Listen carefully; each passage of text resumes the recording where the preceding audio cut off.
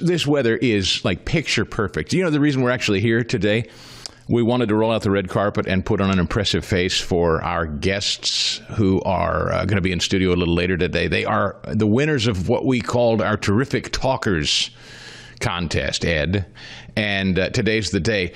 Everybody nationwide could enter the contest and visit any show that they wanted. And the winners happened to be viewers and listeners to this show, which was so cool.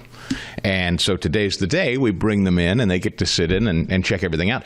And when they won, you know, the part of the deal is they get to come and sit in on the show. And I said, well, my little rinky-dink studio that I operate out of isn't particularly interesting because I sit there all by myself. I said, the really impressive work goes on with the team in D.C. every day that makes it happen. You've been in the room, Ed. You know how hard these guys work here in D.C. to make the show work every day on the Salem News Channel and on the Salem Radio Network all over the country. I said, that's a far more interesting operation than just, you know, fatheads sitting there.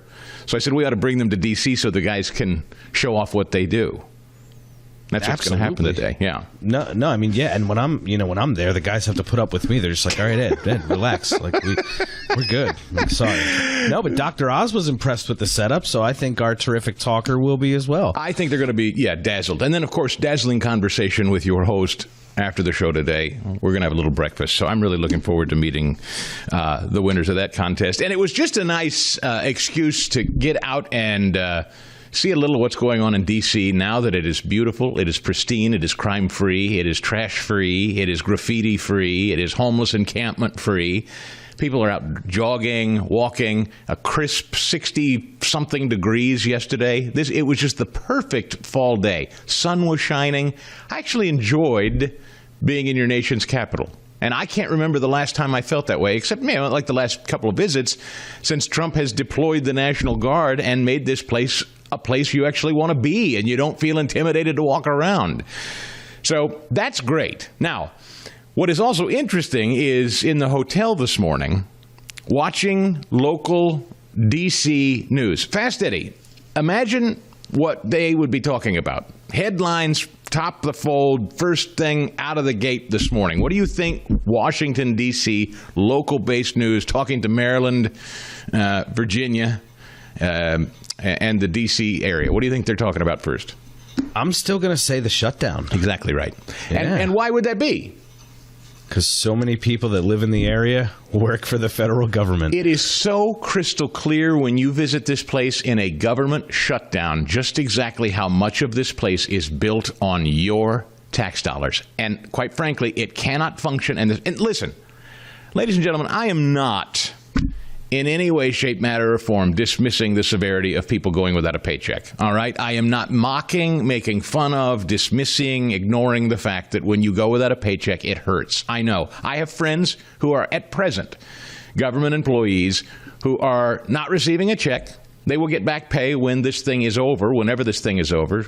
I saw Senator Kennedy from Louisiana yesterday say that he thinks this will be the longest shutdown in history. He doesn't see any end to it anytime soon. So this may well, we originally wondered if this was going to go into November around Thanksgiving. Ed, you said you were betting it would not go past Thanksgiving. I'm not. I think it's going to go. I think this could go into November. The Democrats say they want to get through the No Kings rally this weekend, which is the 18th. No Kings, the very authentic, very organic rally. Which is supposedly happening all over the country, where you can put on your little shirt that say you don't want a king. And that's, I guess, Donald Trump is the king? Is that it? Of course. Who else, right? Yeah. Who else has the golden hair? Yeah. What about him makes him a king? Seriously, in their view, I would love to ask. I might even actually go out to one of these, except I don't want to get punched. I'm not a confrontational guy, so I'm not much for it. But I might actually ask a couple of these no kings people if I get close to one. What makes him a king? Serious question. Any thoughts, Ed? You talk to leftists. I don't. Any thoughts? What makes him a king? Well, yes. What makes him a king is just by the wave of his hand or the flick of a pen, he has gotten rid of jobs, like their jobs, federal jobs. So, you think this is about the jobs, or do you think this is about the crackdown on crime, homelessness, and illegal immigration in our cities, or both? Oh, both. Oh, yeah. That's a big one, too. Yeah. Yes. So enforcing the law makes him a king. I guess I'll take that king. Do you think that most of the American public, and this is a sincere question, does most of the American public feel alarmed, dismayed, I don't know, whatever word you want to give it, about federal employees, people being paid by the federal government, your tax dollars and mine? Do you think they feel on edge about this? Serious question, and there's not a right answer. I'm just asking. You're out there. You talk with folks like I do every day. Do you get the sense people are disturbed about the government shutdown right now? Only a few. So there's people in education and healthcare, weirdly, that I know in my life who are concerned about it. But on edge, on balance, no. Not a vast majority of the people I know. They're not on edge about it, no. So in education, and you're not on trial. I'm just curious because I don't, the answer for me is I have heard zero. I have heard not a word. I know a few people who are, waiting for a paycheck, but in fact, one friend of mine said, well, I've got some time, so I'm just going to start selling some stuff on eBay. But she wasn't particularly sweating it. She said, I fully expect working as a government office that this kind of thing could happen, so we have a contingency plan. We'll be good. But by and large, my point is, I don't think most people think about the government the way people that live here think about it. And what was striking and it's helpful when I come visit this place from time to time, particularly in the midst of a shutdown, because I'm reminded that so much of your media that emanates from this town, as well as, of course, all of Capitol Hill, all the members of Congress, all their staffs, the president, of course, all media that talks about Washington, D.C., it's all here. And so many of these households and so many of their families are tied directly to government spending and government jobs. And so you turn on local news in Washington, D.C. this morning, and that is the lead story. And it was all about how the Virginia surrounding areas, the Virginia counties were not going to have money for this and they weren't going to have money for that because the federal grants had dried up. You would think that all of Northern Virginia can only function because your tax dollars and mine come flowing into the city of Washington, D.C. That's exactly how they talk. They can't run homeless shelters. They can't run anything. They can't run food banks. They can't do anything unless they're getting your tax dollars in Northern Virginia. That's what they were saying over and over and over again this morning. And I just thought to myself, I don't live in Northern Virginia. I don't live in Maryland. I have friends that do both, and I'm not chastising you if you do. We have great affiliates here. How do you function? How does your community function without federal government help, without taxpayers from around the country paying in to the way you function? And is that a tenable solution going forward? I had a story earlier in the week, and I didn't get to it. I might have to dig it up. But it said that states are now teetering on the brink out there because of their dependence on federal government money. That shouldn't be. Your community, and I don't know where you live necessarily, but I know where I live, and yeah, federal dollars come into the state, but my point is, in my community, I don't know too many people walking around going, oh boy, if the government doesn't reopen, I don't know how we're going to function. And I just think, what a sorry state of affairs if you live in a community where the federal government, Congress says we're not going to move forward with anything. We're shutting it down. And you say, well, how are we going to live? How are we going to eat? How am I going to pay my bills? This should be an abject lesson for everyone. Dependence on the federal government is a really bad thing. And that's where Democrats want to drive every last one of us from cradle to grave. They want you dependent on this body called Congress. They want you dependent on their vote to yay or nay funding for this and that from birth to death. If Democrats had it their way, everything you ever needed or thought you needed would be paid for by them. But that also means it comes with strings. And so if there's any kind of hiccup, if there's any kind of debate, if there's any kind of discussion about going forward, and maybe we can't as a nation afford this, and all of a sudden your life collapses because you're not getting the federal government check, I mean, come on. There's a judge here yesterday, federal judge, ordering the Trump administration to halt its firing of federal employees during the government shutdown, saying it was ill-conceived and executed. She said it's very much ready, fire, aim on most of these programs, and it has a human cost. You know what, Judge?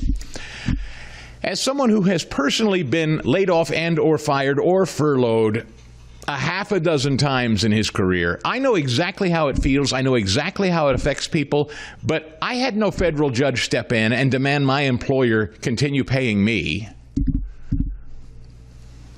I think we need to have a discussion about the role of the federal government in too many Americans' lives every day. More in a minute. Intelligent, conservative, nice guy, Chris Stigall.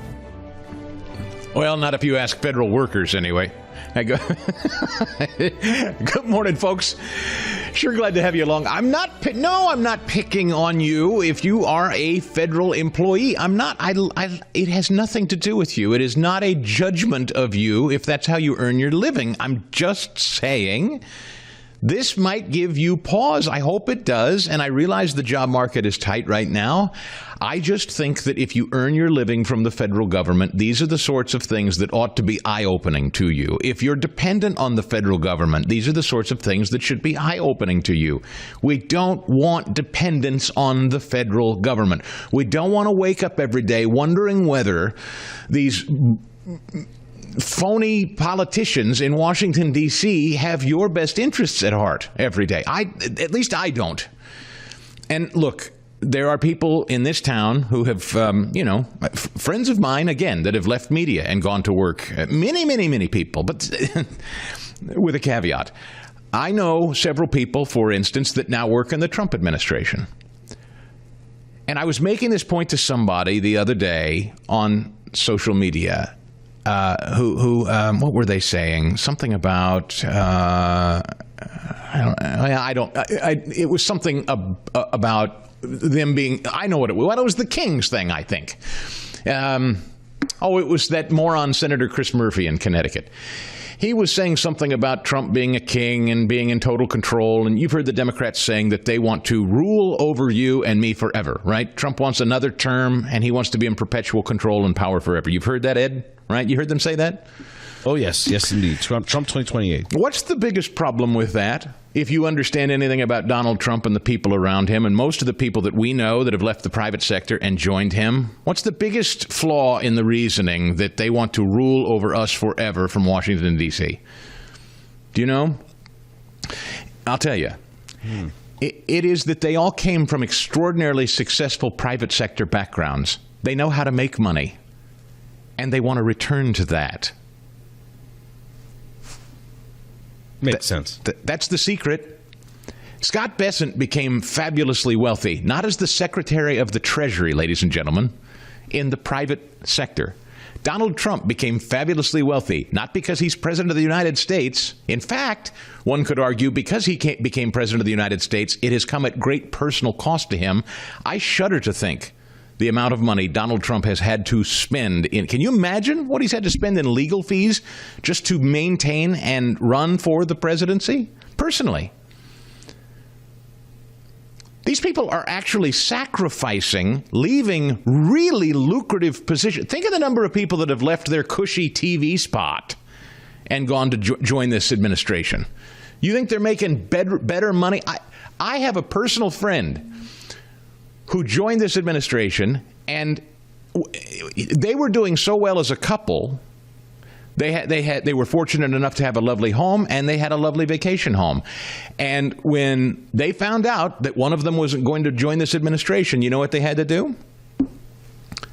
They sold. Now, I'm not saying this to make you feel sorry or something or suggest I feel sad for them, but I'm just telling you this is what real people in real life do. They say, I want to serve in this administration because I think it's important. I think I can help. But for them, it disrupted their personal lives in that they sold a second home. They sold their vacation home that they love to go to. They sold it because they had to tighten their finances to go serve. And I guarantee you, when Donald Trump is done, this individual is going to leave, go back into the private sector, and probably buy that vacation home again. But can't afford it right now. Tighten their belt so that they can go serve. And I think up and down the whole roster of President Trump's cabinet, you will find successful people who had no intention of making this their careers. That's the fallacy of no kings. Donald Trump, J.D. Vance, Scott Bessent, name them. That entire cabinet. Marco Rubio is probably one of the longer-serving members of government. But I don't think Marco Rubio, he's Secretary of State right now. Maybe he'll join and run for President of the United States, which, that's aspirational for most politicians. I don't think Donald Trump, he wants to improve the White House. He wants to improve D.C. He wants to improve the country. Then he wants to go home and go back to what he does. Run the Trump organization. So I just say that if your existence is dependent on the government, that's largely Democrats, and that's where Democrats want you. Donald Trump firing people, he wants to shrink the size of government. Kings do not shrink government. They grow it, and they empower it to control on their behalf. That's not what he's doing. Look, I don't mean to belabor this, but an organization that is $37 trillion in debt, would you invest in it? If I told you there is a fantastic company out there, give me $1,000, give me $5,000, give me $10,000, and I'm going to give you a return. But here's the problem. Right now, the company is $37 trillion in debt. But trust me, give me your money. You wouldn't do it. And so I would just say to anyone, to everyone dependent on the federal government, be mindful. And by the way, that includes anybody that's receiving any kind of check of any kind. And some people are at a place in their lives where there's nothing you can do about it. I'm not castigating you or trying to make you feel bad. All of us, I'm speaking to myself. I'm thinking about my old age, and I'm wondering to myself, okay, am I set up well enough if the country folded and the government collapsed? Can I take care of myself? I think all of us should be auditing ourselves that way. Some of us are not in a place where you can do that. I totally respect that. I understand financial disparities and whatnot, but the federal government is dead broke. They have spent all of your money and then some. We're operating on IOUs, on a credit card. And then I read this story. I did go dig this up because I think it's important. I had been sitting on it, and then I just never got to it. The Washington Times, about a week ago, wrote a story. States are increasingly dependent on federal dollars and increasingly at the mercy of Washington. States are more dependent on the federal government than ever before, with Uncle Sam providing twice as much revenue as he did 35 years ago. Do you hear me? States are receiving twice as much revenue from the federal government as they were 45 years ago. So, since I was born, roughly, the federal government's payouts to the states has doubled. Warning from a new analysis that found the reliance on federal dollars does more harm than good. Well, of course, undermining states' autonomy and putting them at the mercy of a mercurial Congress and shifting priorities of different presidential administrations. Direct quote from one of the authors of this report at something called the State Policy Network. The reality is the federal government agencies crowd into what should be state and local responsibilities with promises of free money that is never free, distorting community priorities, undermining democratic accountability, and fomenting chaos with every change in every presidential administration. On average, this is jaw-dropping. Ed, do you want to take a guess at what the State Policy Network puts state funding at on average? What percentage of state operating funds? So think of a state operating at 100%. What percentage of that 100% do you think is dependent on federal funds on average? I hope this isn't true, but I'm going to say 50. It's getting there. 40. Okay. Wow. Is that jaw-dropping? It's ridiculous. It's stunning. On average, states receive almost 40% of their revenue from Washington, D.C., roughly the same amount they received during the pandemic when the stimmy checks went out. That's also up from 2019 when they received just 31%. So, folks, from 2019 to now, we have seen almost a 10% jump in what the federal government is sending to the states.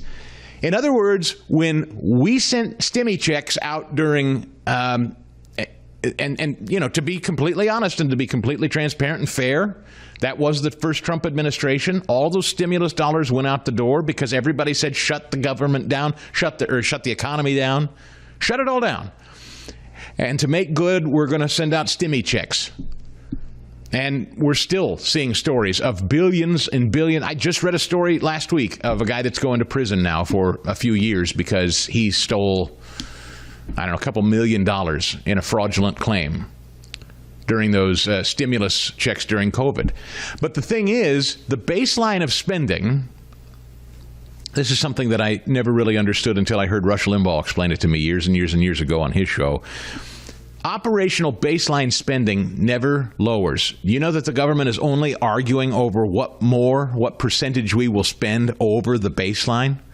We're never really talking about a true reduction in anything generally. The argument is always, how much more will we spend? And Democrats generally, although not exclusively, Democrats generally say, we want to spend infinitely more than we're already spending. And Republicans say, well, we're not going to spend infinitely more, but maybe a little bit more.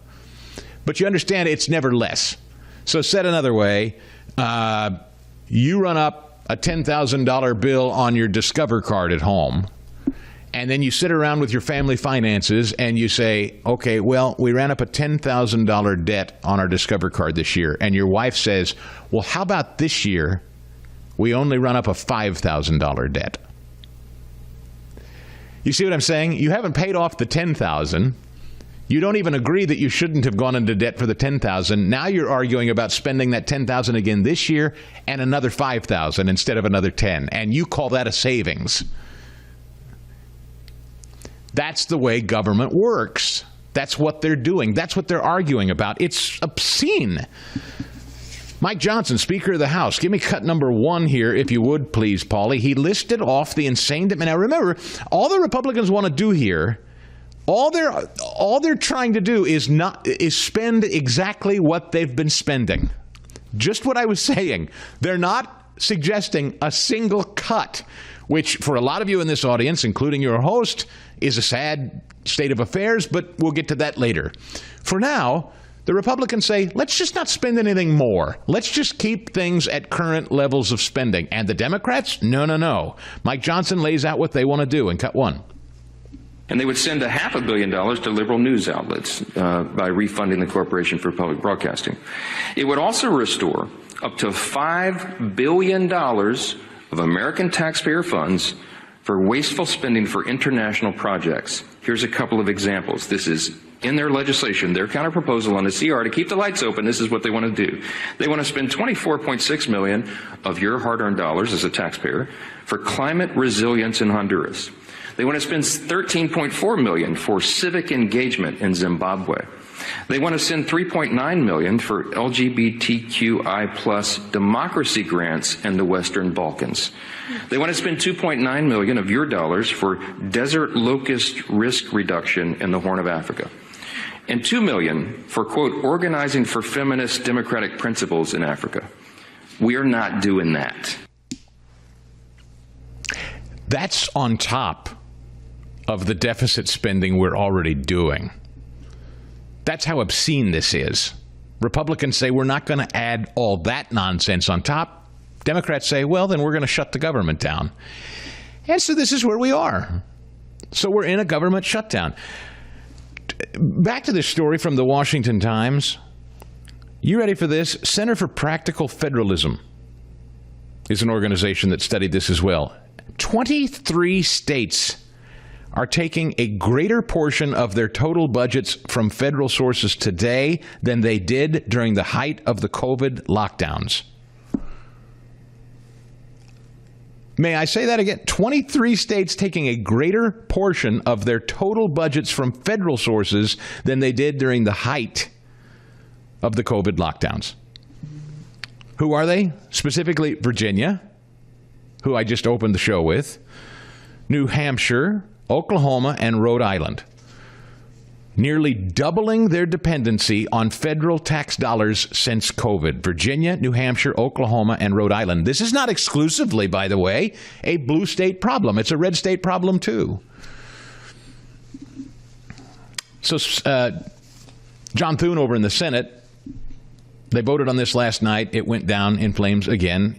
This from the Hill. He's throwing a curveball into the shutdown fight as he plans to bring a full year spending bill for the Pentagon to the floor today, effectively daring Democrats to oppose it as part of their push to keep health care at the forefront of this impasse. Do you think that will work, Ed?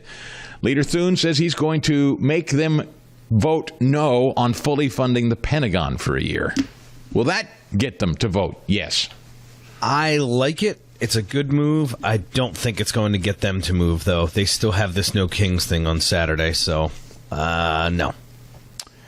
Let's go to El Jefe, number 19. Hakeem Jeffries is trying to do a little poetry out on the Capitol steps.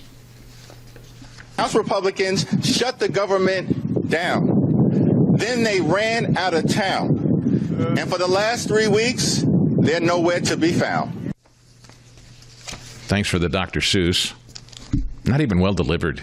He can't even deliver a rhyme well. Treasury Secretary Scott Bessent. Sit there, take it. Don't retaliate. This is Bessent the badass. I'm telling you, this guy, street tough. Who would have thought it, the Treasury Secretary? Listen to this in number 31. At Treasury today, in the midst of this shutdown, we call on the moderate Democrats in the Senate to be heroes. Be heroes. Break away from the hive of radicalism and do something for the American people, because we are starting to cut into muscle here. We believe that the shutdown may start costing the U.S. economy up to $15 billion a day. And this is a decision the Democrats are making. And one of the reasons that they are not being held to task is because the mainstream media is not coming at them the way they would have if the Republicans were willing to keep the government closed. It is a very simple decision. Mike Johnson passed a clean CR. Leader Thune has the clean CR. 3 Democrats have voted for it. And right here, right now, I am calling for the moderate Democrats to be heroes, and reopen the government for the American people. Pretty clear, pretty plain, easy to understand. The vote's yours, Democrats. The Chris Stigall Show podcast.